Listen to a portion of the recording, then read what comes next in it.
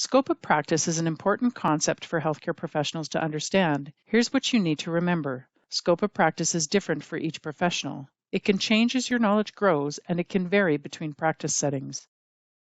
There are 3 ways to define scope of practice. Regulatory scope of practice is defined through the Health Professions Act, its regulations, standards of practice, and the Code of Ethics. Employer scope of practice defines your role in a specific practice setting through policies, guidelines, and job descriptions. Individual scope of practice defines the activities that you have the knowledge, skills, and competence to perform.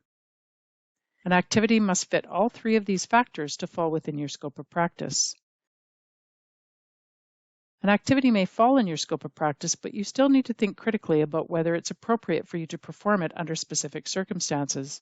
To make a decision about whether you can perform a task, consider the following 3 factors.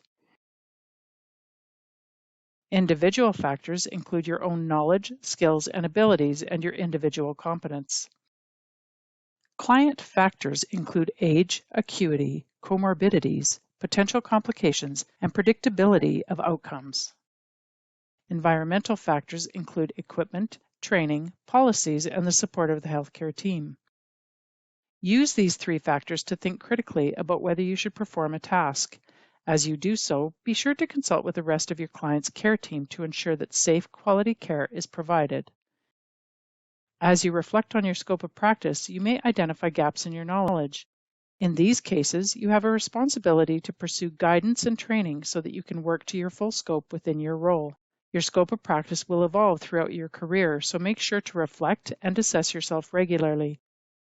You can refer to resources from the CLPNA, including the Determining LPN Scope of Practice Guideline and the Decision-Making Tool for further support. Please go to Contact and then use the Ask CLPNA link on the CLPNA website to submit any questions you may have with regards to this video presentation.